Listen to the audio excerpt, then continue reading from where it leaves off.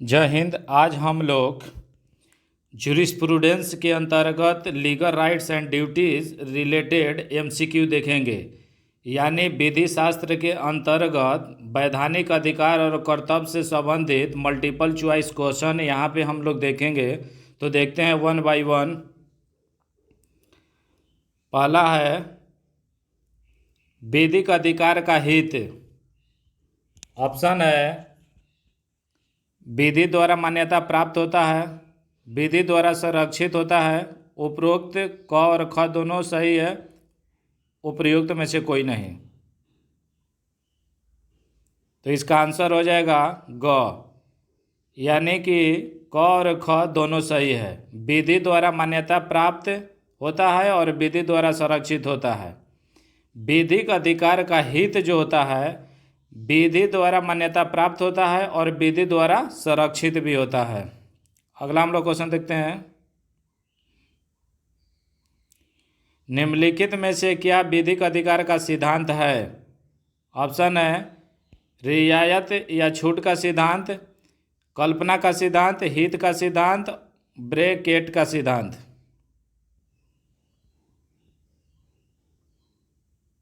तो इसका आंसर हो जाएगा हित का सिद्धांत। विधिक अधिकार का सिद्धांत जो है हित का सिद्धांत कहलाता है। अगला हम लोग क्वेश्चन देखते हैं। निम्नलिखित में से किसने उल्लेख किया है कि अधिकार से अधिकार उत्पन्न होता है? उस जूरिस्ट का नाम बताना है कि जिन्होंने कहा कि अधिकार से अधिकार उत्पन्न होता है। ऑप्शन है एलेन व्हाइटमैन, कोक, ब्लैकस्टोन। तो इसका आंसर हो जाएगा एलेन। एलेन का यह कथन है कि अधिकार जो है अधिकार से उत्पन्न होता है। अगला हम लोग देखते हैं। शर्वबंदी अधिकार निम्नलिखित में से किसके विरुद्ध अधिकार होता है? ऑप्शन है पुलिस की क्रूरता, किसी व्यक्ति, सभी व्यक्तियों, सरकार। तो इसका आंसर हो जाएगा सभी व्यक्तियों। सर्वबंदी का अधिकार जो है सभी व्यक्तियों के विरुद्ध होता है। अगला देखते हैं। निम्नलिखित अधिकारों में से कौन सा अधिकार संपत्ति में अधिकार होता है? वह कौन सा अधिकार है जो संपत्ति में अधिकार होता है? ऑप्शन है सुखाधिकार, लाइसेंस, पट्टेदार का अधिकार, स्वामित्व। तो इसका आंसर हो जाएगा स्वामित्व। स्वामित्व का अधिकार जो है संपत्ति में अधिकार होता है। अगला देखते हैं हम लोग। विधिक अधिकार विधिक तौर पर संरक्षित हित होते हैं। निम्नलिखित में से किस विधि शास्त्री द्वारा उपरोक्त कथन व्यक्त किया गया है? ऑप्शन है grey, Salmond, earring, Holland.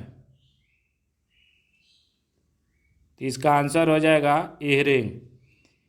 Earring विधि शास्त्री जो थे इनका वक्तव्य है कि विधिक अधिकार जो है विधिक तौर पर संरक्षित हित होते हैं। अगला हम लोग क्वेश्चन देखते हैं। निम्नलिखित में से कौन सा कथन बताना है कि शर्वबंदी अधिकार को इंगित करता है?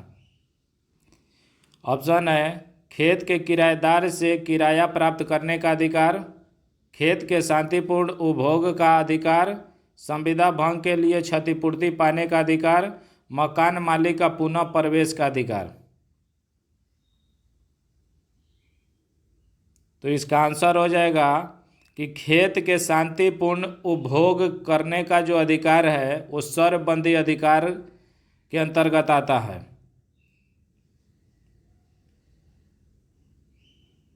अगला देखते हैं हम लोग। निम्नलिखित में से क्या विधिक अधिकार का एक तत्व नहीं होता है? ऑप्शन है विषय अर्थात अधिकार रखने वाला, अधिकार का उद्देश्य, कृत अथवा निषेध, विधिक उपचार। तो इसका आंसर हो जाएगा विधिक उपचार। विधिक उपचार जो है विधिक अधिकार का एक तत्व नहीं होता है। अगला हम लोग क्वेश्चन देखते हैं। अगला है कि अधिकार की अवधारणा को अनैतिक तथा समाज के हित के विरुद्ध के रूप में वर्णित करते हुए किसके द्वारा निरस्त किया गया है। क्वेश्चन में है कि अधिकार की अवधारणा के बारे में कि अनैतिक तथा समाज के हितों के विरुद्ध के रूप में वर्णित करते हुए किनके द्वारा निरस्त किया गया है। ऑप्शन है लॉस्की, एडवर्ड जेनॉक्स, बर्कलैंड और ड्यूगिट। तो इसका आंसर हो जाएगा ड्यूगिट। अधिकार की अवधारणा को अनैतिक तथा समाज के हितों के विरुद्ध के रूप में ड्यूगिट ने वर्णन करते हुए इसका निरस्त किया। अगला हम लोग देखते हैं कि किसी कर्तव्य का उल्लंघन किए जाने के कारण उत्पन्न होने वाले कर्तव्य को क्या कहा जाता है। ऑप्शन है विधिक कर्तव्य, सापेक्षिक कर्तव्य, अपूर्ण कर्तव्य, सहायक कर्तव्य। तो इसका आंसर हो जाएगा सहायक कर्तव्य। सहायक कर्तव्य उसे कहते हैं जो किसी कर्तव्य का उल्लंघन किए जाने के कारण उत्पन्न होने वाला कर्तव्य होता है, उसको सहायक कर्तव्य कहा जाता है। अगला हम लोग देखते हैं निम्नलिखित में से क्या एक विधिक अधिकार की विशेषता नहीं है। इसमें बताना है कि विधिक अधिकार की विशेषता कौन से नहीं है। ऑप्शन है विरासत का व्यक्ति, घटना का व्यक्ति, अधिकार की विषय वस्तु, अधिकार का नवीकरण।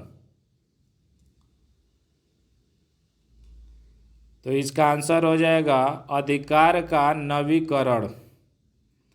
अधिकार का नवीकरण जो है एक विधिक अधिकार की विशेषता नहीं है और सभी है। तो इस सब को याद रखिए, विरासत का व्यक्ति, घटना का व्यक्ति, अधिकार के विषय वस्तु जो है विधिक अधिकार की विशेषता है।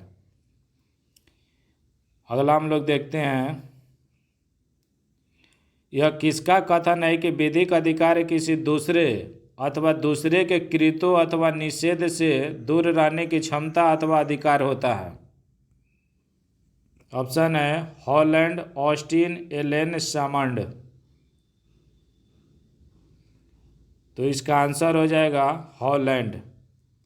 हॉलैंड का यह कथन है कि विधिक अधिकार किसी दूसरे अथवा दूसरे के कृत्यों अथवा निषेध से दूर रहने की क्षमता अथवा अधिकार होता है। ये हॉलैंड का स्टेटमेंट है। अगला हम लोग क्वेश्चन देखते हैं निम्नलिखित में से कौन सा सिद्धांत विधिक अधिकार से संबंधित नहीं है। ऑप्शन है सामाजिक मान्यता का सिद्धांत, संरक्षण का सिद्धांत, वसीयत का सिद्धांत, हित का सिद्धांत। तो इसका आंसर हो जाएगा सामाजिक मान्यता का सिद्धांत। सामाजिक मान्यता का सिद्धांत जो है विधिक अधिकार से संबंधित नहीं है। क्वेश्चन में जरूर देखिए कि लास्ट में कि है या नहीं है, सब तो नहीं पूछा था, इसमें है कि नहीं है। क्योंकि कई बार एग्जाम में क्या होता है कि लास्ट में हाईलाइट नहीं किया हुआ रहता है कि नहीं है या है, और वो छूट जाने से जानते हुए गलती हो जाता है। तो उस सब पे ध्यान रखना है। अगला हम लोग देखते हैं निम्नलिखित में से है कि कौन सी विधिक अधिकार की मुख्य सिद्धांत है। ऑप्शन है वसीयत का सिद्धांत तथा हित का सिद्धांत, हित का सिद्धांत तथा रियायत का सिद्धांत, हित का सिद्धांत तथा यथार्थवादी सिद्धांत, वसीयत का सिद्धांत तथा कल्पना का सिद्धांत। तो इसका आंसर हो जाएगा वसीयत का सिद्धांत तथा हित का सिद्धांत। वसीयत का सिद्धांत तथा हित का सिद्धांत जो है विधिक अधिकार का मुख्य सिद्धांत है। अगला हम लोग देखते हैं यह किसने प्रेषण किया था कि कर्तव्य व्यवहार का एक निर्देशात्मक प्रतिमान होता है। ऑप्शन है हार्ट, केल्सन, डायस, फुलर। तो इसका आंसर हो जाएगा डायस। डायस ने यह प्रेक्षण किया था कि कर्तव्य के बारे में, कि कर्तव्य जो है व्यवहार का एक निर्देशात्मक प्रतिमान होता है। यह डायस का प्रेक्षण था। अगला हम लोग देखते हैं, किसने जोर दिया है कि अधिकार एवं कर्तव्य अनिवार्य तौर पर सहसंबद्ध होते हैं। इसमें बताना है कि किसका जोर है कि अधिकार और कर्तव्य के बारे में, कि अधिकार एवं कर्तव्य अनिवार्य तौर पर एक दूसरे के सहसंबद्ध होते हैं। ऑप्शन है ऑस्टिन, केल्सन, पाउंड, सामंड। तो इसका आंसर हो जाएगा सामंड। सामंड ने जोर दिया है कि अधिकार और कर्तव्य अनिवार्य तौर पर सहसंबद्ध होते हैं। अगला हम लोग क्वेश्चन देखते हैं, अधिकार की अवधारणा को समाज के हितों के विरुद्ध अनैतिक के रूप में किसके द्वारा खारिज किया गया था। ऑप्शन है ड्यूगिट, लॉस्की, एडवर्ड जेनॉक्स, बकलैंड। तो इसका आंसर हो जाएगा ड्यूगिट। अधिकार की अवधारणा को समाज के हितों के विरुद्ध अनैतिक के रूप में ड्यूगिट द्वारा खारिज किया गया था। ये काफ़ी महत्वपूर्ण है कि समाज के हितों के विरुद्ध अनैतिक के रूप में खारिज करने वाले ड्यूगिट थे, अधिकार की अवधारणा से संबंधित। अगला हम लोग क्वेश्चन देखते हैं, ये काफ़ी महत्वपूर्ण है, कई बार पूछा हुआ है कि जहाँ अधिकार है वहाँ उपचार भी है, का अपवाद क्या है। ऑप्शन है अपूर्ण अधिकार, न्याय संगत अधिकार, स्वामित्व का अधिकार, भौतिक अधिकार। तो इसका आंसर हो जाएगा अपूर्ण अधिकार। जहाँ अधिकार है वहाँ उपचार भी है, का अपवाद जो है अपूर्ण अधिकार है। अगला हम लोग देखते हैं, क के जेब में धन है। क एक आदमी है जिसके जेब में धन है, मनी है। यह अधिकार है, किस प्रकार का अधिकार है। ऑप्शन है सर्वबंधी अधिकार, व्यक्तिबंधी अधिकार, सर्वबंधी तथा व्यक्तिबंधी दोनों अधिकार, न सर्वबंधी न ही व्यक्तिबंधी अधिकार। तो इसका आंसर हो जाएगा सर्वबंधी अधिकार। क के जेब में अगर धन है तो यह अधिकार जो है सर्वबंधी अधिकार के अंतर्गत आता है। अगला हम लोग देखते हैं, काल बाधित ऋण होता है। क्वेश्चन है कि काल बाधित ऋण क्या होता है। ऑप्शन है एक पूर्ण अधिकार, एक अपूर्ण अधिकार, सर्वबंधी अधिकार, उपरोक्त में से कोई नहीं। तो इसका आंसर हो जाएगा एक अपूर्ण अधिकार। काल बाधित ऋण जो होता है एक अपूर्ण अधिकार होता है। अगला हम लोग देखते हैं, विधिक अधिकारों से संबंधित निम्नलिखित सिद्धांतों में से किसका प्रतिपादन इयरिंग द्वारा किया गया था।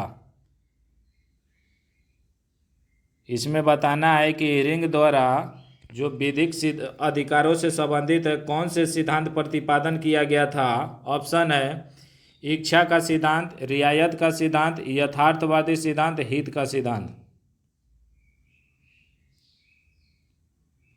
तो इसका आंसर हो जाएगा हित का सिद्धांत।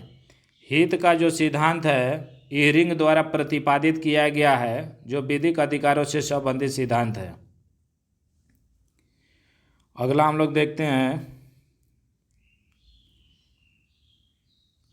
इसमें सही उत्तर को इंगित करना है कि व्यक्तिबंधी अधिकार होता है। किस प्रकार के अधिकार को व्यक्तिबंधी अधिकार कहते हैं, इसमें बताना है। ऑप्शन क है ऐसा हित जो केवल कुछ निर्धारित व्यक्तियों के विरुद्ध उपलब्ध होता है।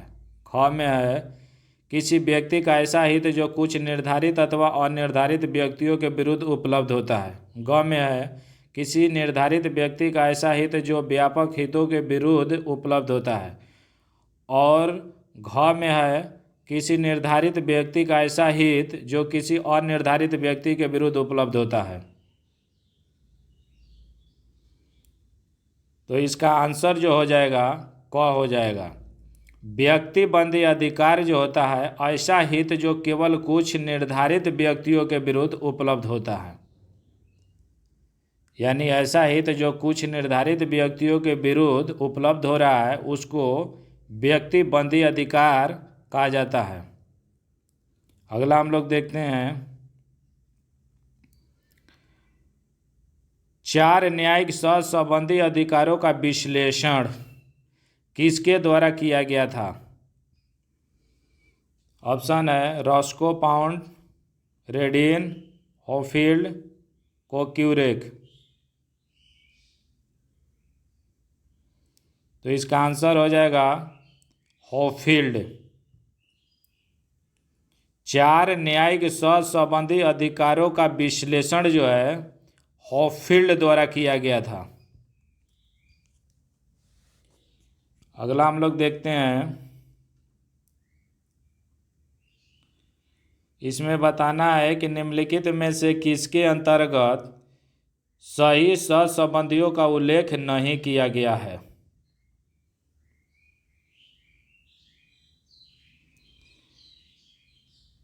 क में है अधिकार कर्तव्य, ख में है स्वतंत्रता कोई अधिकार नहीं, ग में प्रतिरक्षा विशेष अधिकार और घ में अधिकार दायित्व। तो इसका आंसर जो हो जाएगा प्रतिरक्षा विशेष अधिकार। ये जो है सही नहीं है, सहसंबंधियों में सही नहीं है। ये सही है, अधिकार जाए वह कर्तव्य होता है, स्वतंत्रता कोई अधिकार नहीं और अधिकार दायित्व से संबंधित है। ये जो है प्रतिरक्षा विशेष अधिकार से नहीं ये। तो इसका आंसर जो हो जाएगा ग हो जाएगा, प्रतिरक्षा विशेष अधिकार ये जो है सहसंबंधित से संबंधित नहीं है। अगला हम लोग देखते हैं इसमें बताना है कि गलत उत्तर को इंगित करना है कि कौन सी गलत है। क में है स्वतंत्र तथा दावा सहसंबंधी होते हैं, ख में है कि दावा तथा कर्तव्य सहसंबंधी होते हैं, ग में अधिकार एवं दायित्व सहसंबंधी होते हैं और घ में प्रतिरक्षा तथा विकलांगता अयोग्यता सहसंबंधी होते हैं। तो इसका जो आंसर हो जाएगा क हो जाएगा, स्वतंत्रता और दावा सहसंबंधी होते हैं ये गलत है, सहसंबंधी नहीं होते हैं और सभी सही है। तो इसको जरूर याद रखिए कि दावा और कर्तव्य सहसंबंधी होते हैं, अधिकार और दायित्व सहसंबंधी होते हैं और प्रतिरक्षा तथा विकलांगता योग्यता जो है सहसंबंधी होते हैं। तो इस प्रकार इसका जो गलत उत्तर बताना है इसका आंसर क हो जाएगा, स्वतंत्र तथा दावा सहसंबंधी होते हैं ये गलत है। अगला हम लोग देखते हैं होफील्ड के अनुसार निम्नलिखित में से कौन स्वतंत्रता का सहसंबंधी है। यहाँ बताना है होफील्ड के अनुसार कि स्वतंत्रता का सहसंबंधी है कौन सी है। ऑप्शन है कर्तव्य, अयोग्यता, दायित्व, कोई अधिकार नहीं। तो इसका आंसर हो जाएगा कोई अधिकार नहीं। स्वतंत्रता का जो सहसंबंधी होता है होफील्ड के अनुसार वो होता है कोई अधिकार नहीं, यानी स्वतंत्रता का सहसंबंधी है कोई अधिकार नहीं होफील्ड महोदय के अनुसार। अगला हम लोग देखते हैं इसमें है कि निम्नलिखित में से कौन सी अधिकार सहसंबंधी होता है। यानी अधिकार का बताना है कि सहसंबंधित कौन होता है। ऑप्शन है दायित्व, कर्तव्य, कोई दावा नहीं, विकलांगता और अयोग्यता इसी में एक ही में है। तो इसका आंसर हो जाएगा दायित्व। अधिकार का जो सहसंबंधित होता है वो है दायित्व।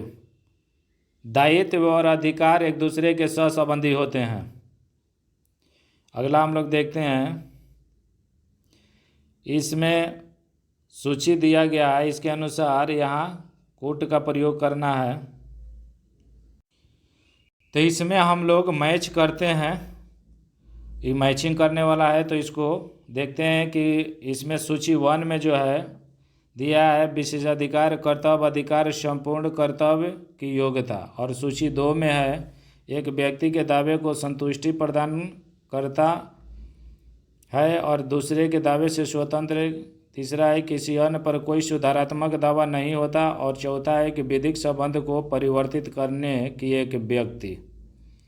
तो इसमें सूची 1 और सूची 2 को बताना है कि कौन सही सुमेलित है, तो हम लोग सुमेलित करते हैं।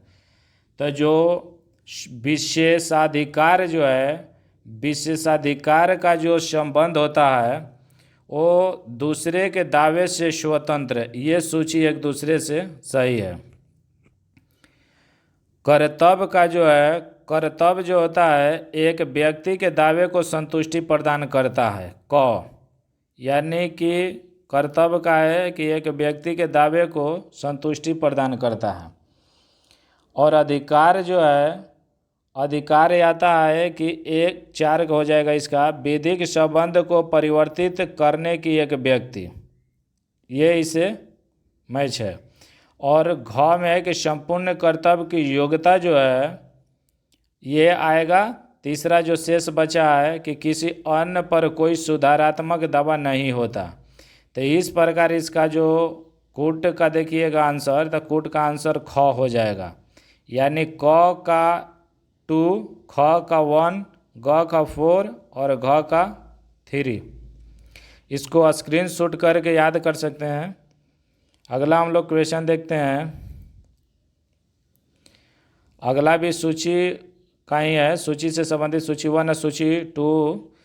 तो सूची 1 में है कि शर्तबंदी का अधिकार, व्यक्ति बंदी का अधिकार, संपत्ति में अधिकार और दूसरे की संपत्ति में अधिकार।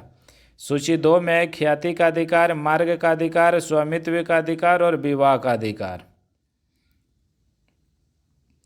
तो इसमें बताना है कि कौन एक दूसरे से सुमेलित है और उसके बाद यहाँ कूट में मिलान करना है। तो इसको हम लोग मिलान करते हैं। तो सर्वबंधी का यह अधिकार जो होता है ये ख्याति का अधिकार से संबंधित होता है, यानी क का 1 हो जाएगा। अब व्यक्ति बंदी का अधिकार के बारे में बात करें तो व्यक्ति बंदी का जो अधिकार होता है ये विवाह का अधिकार से संबंधित होता है। और संपत्ति में अधिकार से संबंधित अगर देखा जाए तो ये तीसरा जो स्वामित्व का अधिकार से संबंधित है ये हो जाएगा, ग का 3। और घ में देखें कि दूसरे की संपत्ति में अधिकार, तो इसका एक ही बचा है, मार्ग का अधिकार। तो मार्ग का अधिकार दूसरे की संपत्ति में अधिकार से संबंधित है। तो इस प्रकार इसका जो आंसर हो जाएगा ग होगा। ग में है क का 1, ख का 4, ग का 3 और घ का 2।